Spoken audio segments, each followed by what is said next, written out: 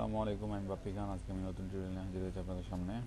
আজকের টিউটোরিয়াল হচ্ছে আমার কীভাবে উইন্ডোজ 8.1 এবং লিনাক্স মিন্ট 17.1 এই দুটাকে একসাথে কীভাবে প্যান্ড্রাইভ বুটেবল করা যায়, এটার জন্য আমি ইউজ করেছি সেটআপ ফ্রম ইউএসবি 1.2 ভার্সনটি। তো এখানে আমি আমার প্যান্ড্রাইভ দেখিয়ে দিয়েছি, আমার প্যান্ড্রাইভটা কোন ড্রাইভে আছে, এবং এখানে কটা ফরম্যাট উইথ বেনিয়েস্ট এনটিএফএস দিয়েছি, আর এখানে টিক চিহ্ন দিয়ে দেখিয়ে দিয়েছি আমার আইসো ফাইলটি কোথায় আছে। আর যেহেতু আমি লিনাক্স করবো, এখানে আপনার লিনাক্স এটাও দেখিয়ে দিয়েছি। যদি আমি এক্সপি করতে চাই, এখান থেকে এক্সপিও দিতে পারবো। তো এক্সপির ক্ষেত্রে আইএসও হবে না, এক্সপির ক্ষেত্রে আপনার আইএসওটা আনজিপ করতে হবে।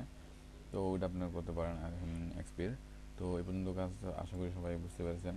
তো এখন এগুলো শেষ হয়ে গেলে আমার এখানে দিতে হবে গো বাটন ক্লিক করতে হবে। তো গো দেওয়ার পরে এখানে জিজ্ঞেস করতেছে আমি আমার প্যানড্রাইভটি ডিলিট করবো কি না। তো যেহেতু প্যানড্রাইভটি ডিলিট করবো, তো এখানে ইয়েস দিতে হবে। ইয়েস দিলে আপনার আরেকবার ওয়ার্নিং দেবে, হ্যাঁ ইয়েস।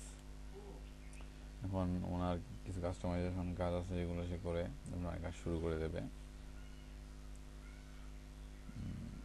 আস্তে আস্তে শুরু হবে। আপনি এখানে যদি যেন কী কাজ করতেছে, কোন ড্রাইভে কেমনে, কোন ডিরেক্টরি কোন ফাইল পাঠাচ্ছে তা দেখতে পারবেন। এখানে শো লগ যদি ক্লিক দেন, তো শো লগ দিলে এখানে হ্যাঁ এই আসার কথা, ফাইলটা কীভাবে কী হচ্ছে, কোথায় গিয়ে জমা হচ্ছে তা দেখাচ্ছে।